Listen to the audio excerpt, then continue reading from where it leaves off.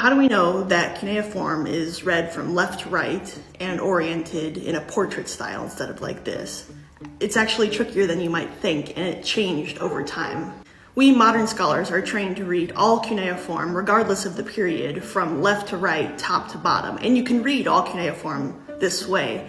But there's evidence that ancient readers actually read it from top to bottom, right to left, and we modern scholars rotate some texts, some older texts, 90 degrees counterclockwise to facilitate our reading because we're trained to read from left to right, and we're familiar with reading from left to right because most Indo-European languages are written from left to right.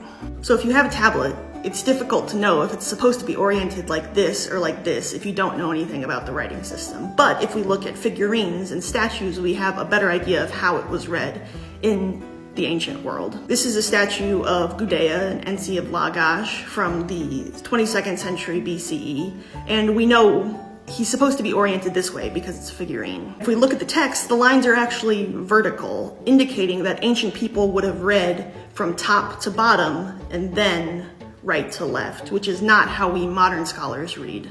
Again, that's influenced by our own background in Indo-European languages for the most part. We can also look at early texts like this one from the late 4th millennium, maybe the 32nd century BCE or to the 30th century BCE, and see that it's supposed to be oriented this way because there's a cylinder seal that's rolled across it.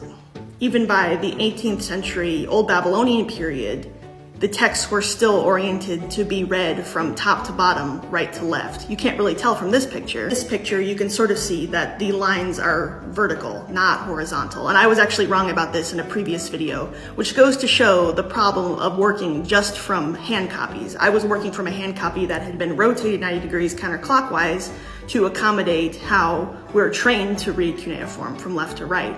But I hadn't actually looked at it closely, so I didn't realize that it was actually oriented this way. And then by the time you get to the 1st millennium, this is from Ashurbanipal's palace at Nineveh from the 7th century BCE, we can see that now we have horizontal lines of text and it is read from left to right. So we don't exactly know when this rotation happened. There are debates about this. It happened sometime between the end of the 3rd millennium and the beginning of the 2nd millennium, possibly after Hammurabi. So after the 18th century BCE, but also maybe before because they could have been using an archaizing style and hearkening back to the earlier style of writing. It's just hard to know because we don't have monumental inscriptions and things that have to be oriented from one way from that period. You can look at Benjamin Sturtevant Hickman's article on this. He goes more into the details that I can't go into in this video, but his article is called The 90-Degree Rotation of the Cuneiform Script. So, in sum, basically, we are trained to read cuneiform one way in the modern world, but how ancient people read cuneiform shifted over time.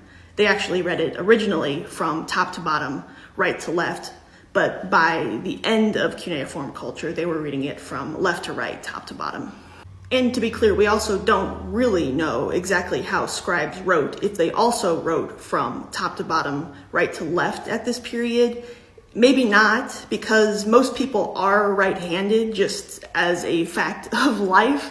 So it could be that they were writing from left to right and then rotated it and then were carving it so it was read from top to bottom.